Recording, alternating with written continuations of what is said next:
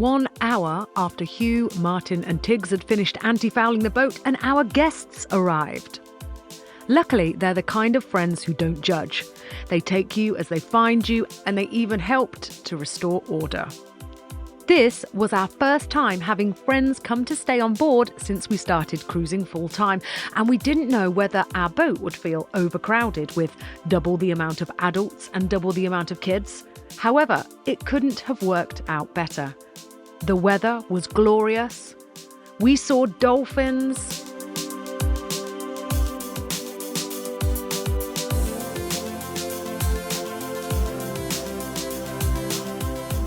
We anchored, we swam, we played on the beach and we shared meals.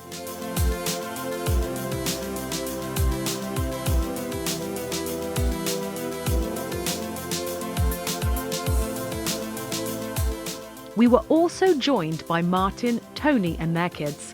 This was the family who took us to the beach the other day. They anchored in their catamaran next to ours, so it really did feel like a group holiday.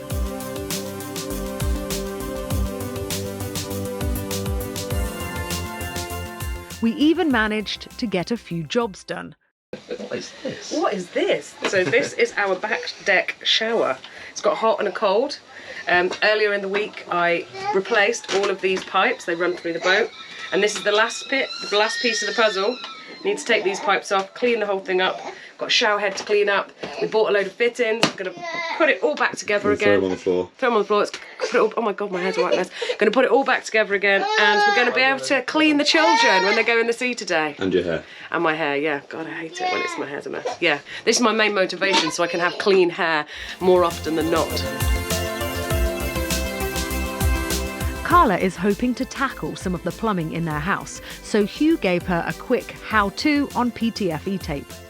Still, so this is just creates a seal between the two threads. If you put that on there, it can possibly be watertight.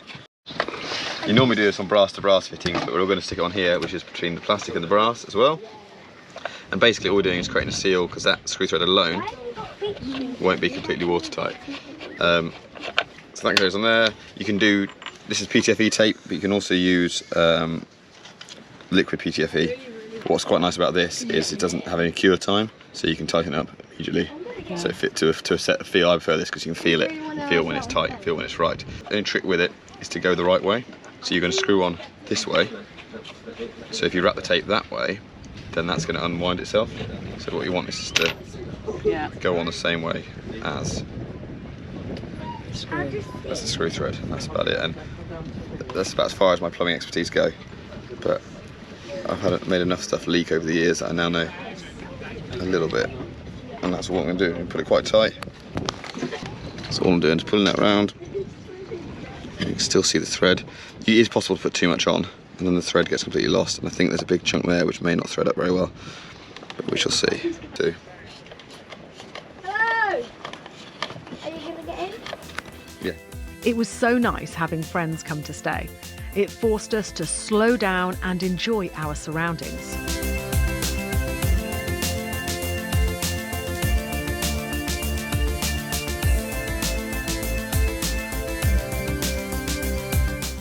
But all too quickly, it was over.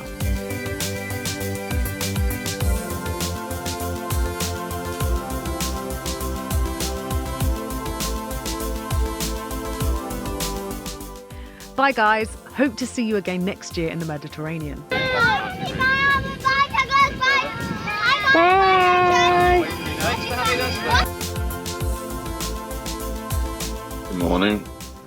It's quite early here, but I had to get up because I've got to keep an eye on something that's occurring. So it looks like they're moving. What are you doing, girls? Oh, just fishing. There was one so close to us. It was right there, but it didn't bite onto it. It was so close. The girls have become very interested in fishing. Hugh and I have absolutely no clue about this, so we secretly hope that they never catch anything. Meanwhile, I am fabricating a very high quality, top of the line Starlink mount. It's temporary. I'll get like a stainless steel one made up at some point. Right, pretty ropey, but it's going to do the job. and it means Starlink no longer lives on our bed, which is going to be a bonus, because at the moment we've got a passage, sticking it on a bed and taking it between there and the roof. Anyway, it can live outside. I still haven't worked out the wiring, so I'm going to have to plug it in every time we need it, but we're there. Little 3D printed goo. Pop that in. I found a nice sized bolt, and we're all good. Cool. Right, I'm going to mount it.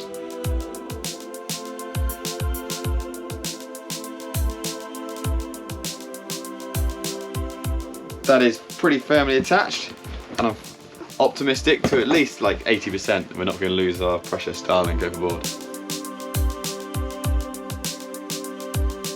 It was time to leave Plymouth, but first a bump and go. One of our limitations of living on anchor is that we run out of water, so we need to top up every 5 days. We'd always thought that we'd need to pay for a night in a marina to do this, but we recently learnt that you could do something called a bump and go. This is our first time doing this. So, Tiggs, who gave us a hand painting the boat and scratching it and all that the other day, he gave me a heads up and he said Mayflower Marina is the place to go for a quick bump and go. This marina charges £6 for us to stay 2 hours.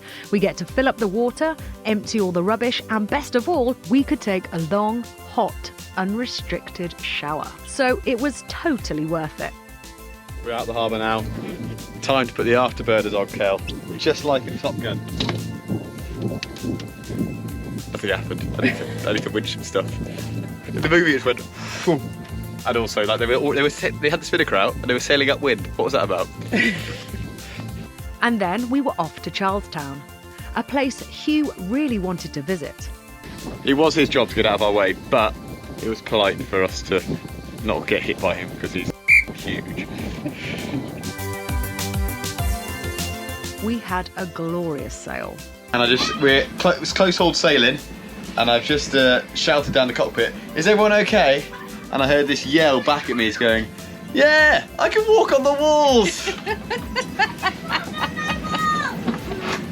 Oh, right, let's go check this out.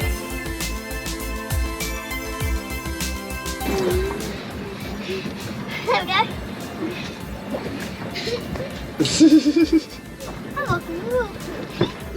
Tiny baby. We were close-hauled all the way, and the winds stayed consistent, so the boat was stable and the kids loved the leaning. This is so grab your cushion. Grab the slides. Grab the slides. Grab the slides.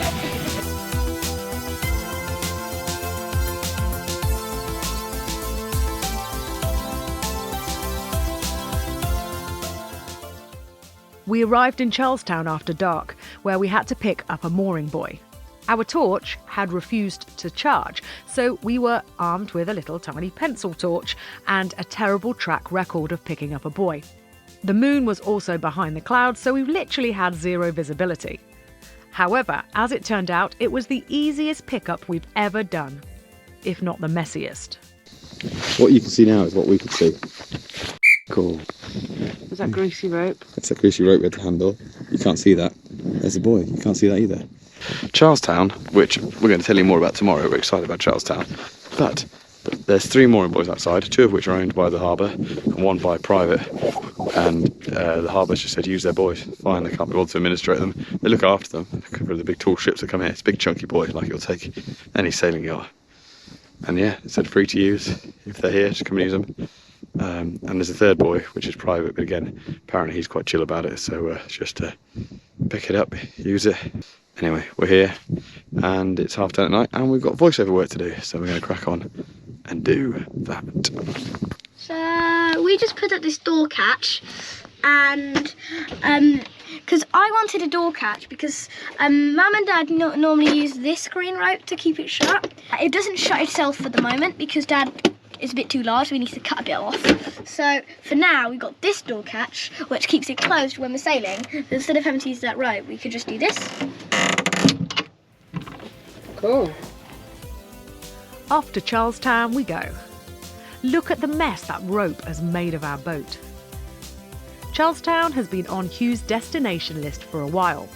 The reason being that it was founded by someone on Hugh's family tree.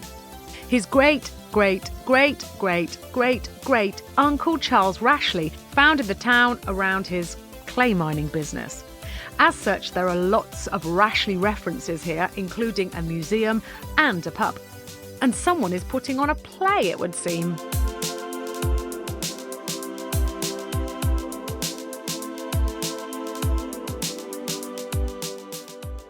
The dock is also full of beautiful tall ships and has been used as a film location for things like Poldark and Hugh's personal favourite, the Hornblower series. I love Hornblower. Blackberries. So we were just walking along and we found this. And look what I think happened is they were building the concrete and then a seagull flew down and landed in this patch and they're like shoo shoo and it started moving around to try and escape them and made all these footprints. And then it ran over here. But then it flew over to here and made some more footprints. Yeah, and then ran away.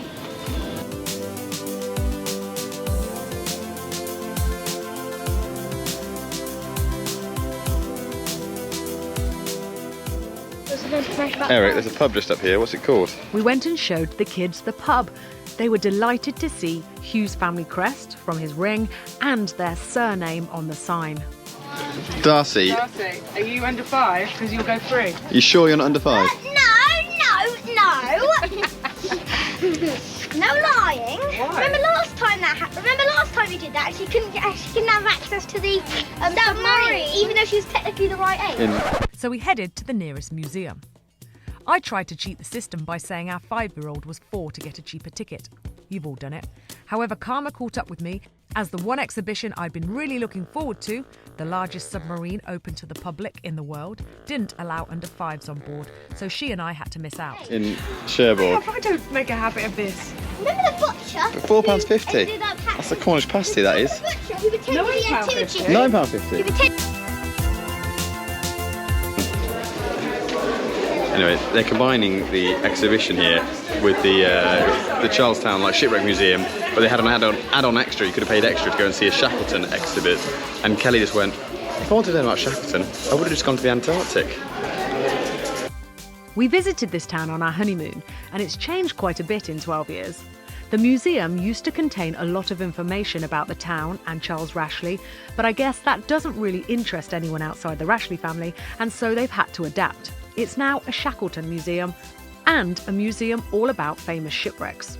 Not exactly what you want to see when you're just about to embark on a sailing adventure of your own.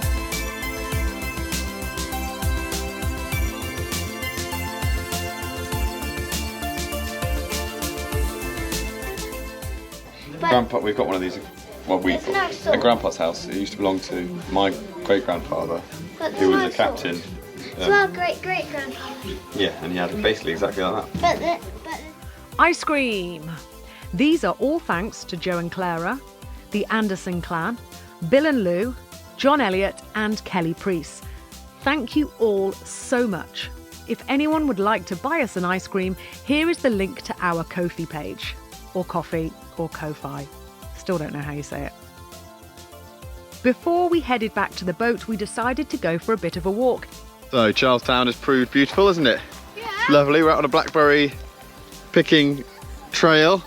The museum was a slight disappointment just for me, because I'm sure last time I came, 12 years ago, was it was like the Shipwreck and Charlestown Museum, and now it's the Shipwreck and Shackleton Museum. There's a thing on Shackleton there, and they've basically covered up anything that was to do with the history of the town, I think. Which is a shame, because for us it's exciting, well for me, because every other word's got the word Rashley in it, which is quite cool. But anyway, that's all right. Gilly's just been sort of trying to suppress laughter at me, is it? No, I'm not going to do that. I'm not going to do that. And anyway, to blackberry. It's all right. We'll go and find some more Rashleys on gravestones or something in Foy.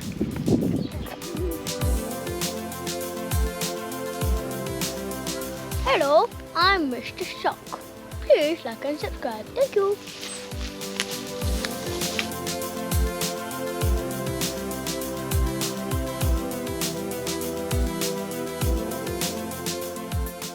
And then we foraged for mussels. The water here is super clean. And it was the start of September, which means you're allowed to pick mussels as long as they're a good size. So we did. The rain is on its way. Hugh has to row us back before it arrives. And we're all talking.